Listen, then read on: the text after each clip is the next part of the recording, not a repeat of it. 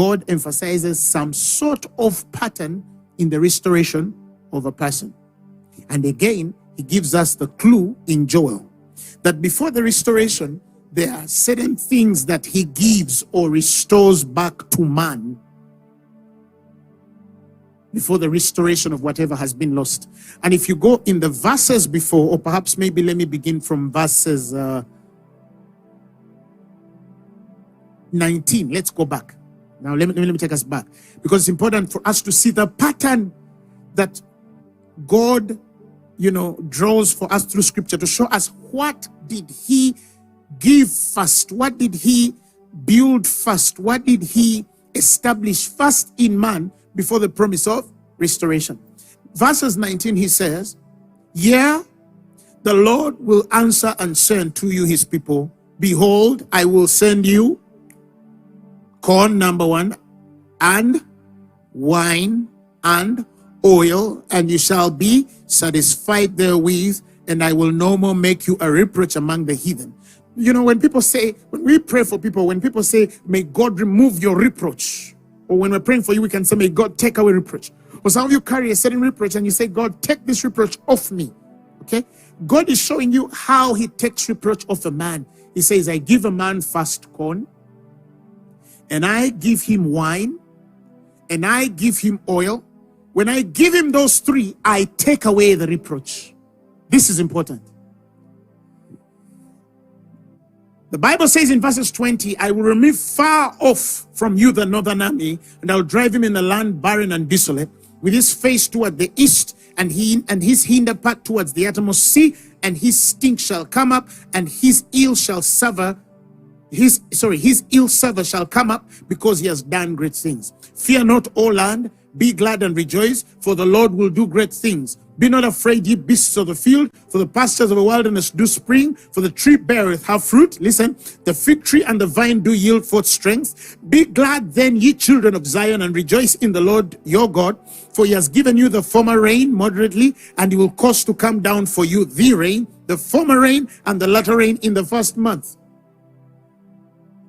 Praise the Lord. So you see the place of rain, the provision of all necessary for you to grow whatever has to be grown. And the floors shall be full of the rain is to the end that the floors are full of wheat, and the fast shall overflow with wine and oil. After those three come, and I will restore. This is important. So every time we're telling people God is going to restore, we must know what must precede, and he restores. He says that for whatever attack comes your way, there are three things I must bring to you. I must bring you wheat or corn. I must give you wine. And I must give you oil. Now, what does wheat come from? Or corn come from? Wheat, right? What does wine come from? Answer me. Grapes, What does oil come from? Different things. But in this instance, what would it come from? The biblical olives. Okay? Now, can you get any of these without crushing? I said that once, but had not connected it yet. Can you get these without crushing? And crushing then here represents a certain kind of consecration. Right? So there is a crushing of olives for your oil. There is a crushing of your corn for your bread, of the wheat, for your bread. And there's a crushing of the grapes for your wine. All of these engage a certain sort of crushing. But let's also follow the order. That first, he says the corn, or the wheat, which gives bread. And what is bread? What is the spiritual meaning of bread? The word revelation. That if a man skips that part and thinks that he's going to jump to the restoration, that man does not know God. He says, I must firstly position a man to a place of revelation or insight. I want to call you to a place of understanding what my word says concerning an issue. That if you're sick in your body and you need God to restore you, firstly, you need scriptures. You need to look for some word and say, what does the word say about sickness? He whose own self bore our sins on the cross, that we being dead to sin should live unto righteousness. And he says, by his stripes ye were healed. So I get all of these scriptures. You shall serve the Lord your God, and he shall take sickness from the midst of thee. The years, the days of your life he shall fulfill. You know, you get all of these portions. The word has to come. The word has to come. The word has to come. The word comes first. Hallelujah. So some of you come in the rain and the days that are hard, and then you sit under the word. You're doing something. You're building something on your life. Praise the Lord Jesus Christ. Then after the wheat or the bread comes, remember Jesus says, I am the bread of life. Any man that eateth on me, he shall neither hunger nor thirst anymore. But that bread comes in the place of the word, and the word became flesh and dwelt among men, and we beheld his only glory as the only true Son of God, full of grace and truth. Are you following me? Now, after the word, follow the order. What came next? Read. What came next after the word? Wine. And what does wine represent? The joy of the Lord, which only can come through the ministration of the Holy Spirit. Praise the Lord. So as the word of God comes to your spirit, right, there is a joy that you receive through the ministry of the Holy Spirit. The Bible says, with joy they shall draw from the wells of salvation. They shall go out with peace, right? Is it peace? Yes. No, with joy, sorry. For they shall go out with joy, and they shall be led with peace. But he says, but with joy, the other portion of scripture, he says, you shall draw from the wells. You shall draw water from the wells of salvation. The same Bible tells you, be not drunk with wine therein excess, but be ye filled with the Holy Spirit. Speaking to yourself in what? Psalms and hymns and spiritual songs, singing and making melody in your heart to the Lord by the agency of the Holy Spirit. You cannot sing a spiritual hymn without the agency of the Holy Spirit. You cannot make melody in your heart. You can't sing a psalm without the inspiration of the Holy Spirit, because that would be a borrowed word. A borrowed language. So the person of the Holy Spirit takes his place. Study your Bible also, that God sent the word before he sent the Spirit. Look at the disciples. Jesus came as the word. Am I communicating? Jesus came as the word in the flesh.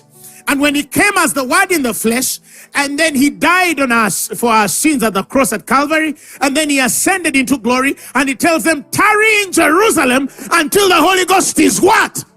Is come. And as the disciples in Acts 2 were in the upper room on the day of Pentecost, the Bible says that it came upon them as cloven tongues of fire. They were filled with the Holy Spirit, with the evidence of speaking in tongues as the Holy Spirit gave them utterance. The word preceded the Spirit. In the beginning was the Word, and the Word was with God, and the Word was God. The same was in the beginning with God. Nothing that was made without him. All things that are made were made by him. So the word precedes in the beginning. Are we following?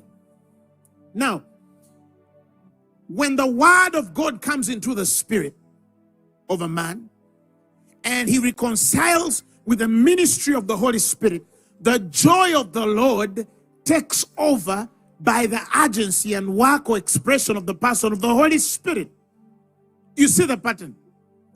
And because of that joy, the next, now after the wine comes what?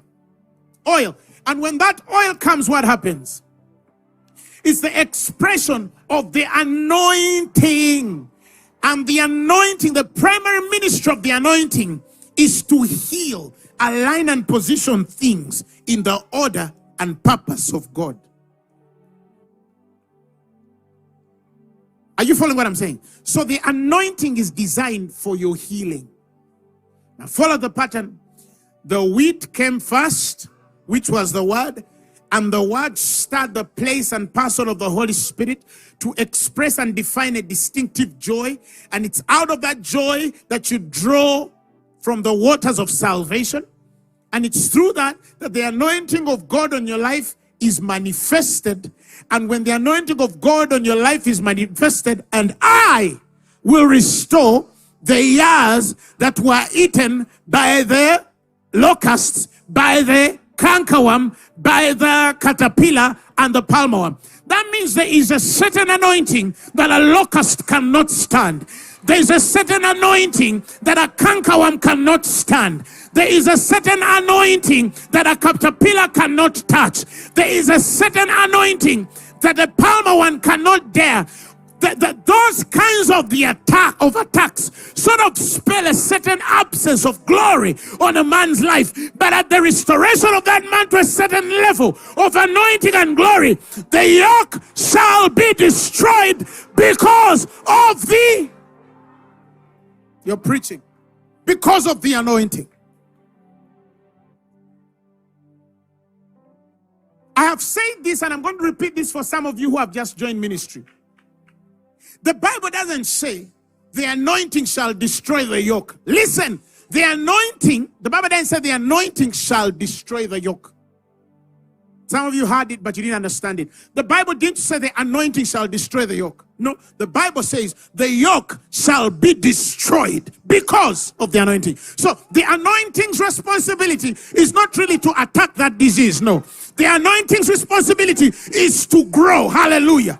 That's his responsibility. He grows big enough that the yoke cannot hold you anymore. You are growing in the spirit to a place where you cannot lack. Hallelujah. You're growing in the spirit to a place where your marriage cannot fail. No devil can attack you. If it comes in your house, it knows it has entered the wrong.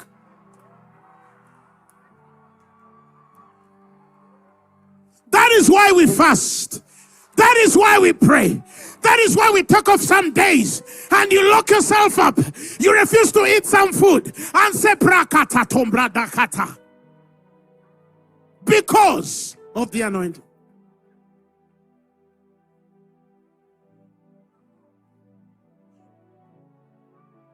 I only have the fear of a generation that is looking for an anointing. It's looking for an oil whose wine it has not carried and whose corn it has not eaten. That's the only problem. That they go on prayer mountains to look for the last instead of looking for the first. If our generation understood that, before you even went on a prayer mountain, before you asked the man of God to lay hands on you, you'd go in your Bible and search out revelational.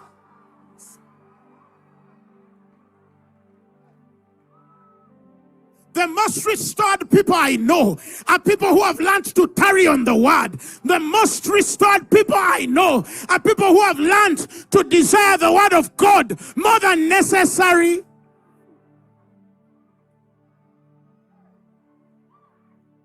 Don't joke with a woman who knows the word. Don't joke with a person who knows it is said. This is the generation that is entering the realms of the whatsoever. Can I prophesy? This is the generation that is entering in the realms of the whatsoever.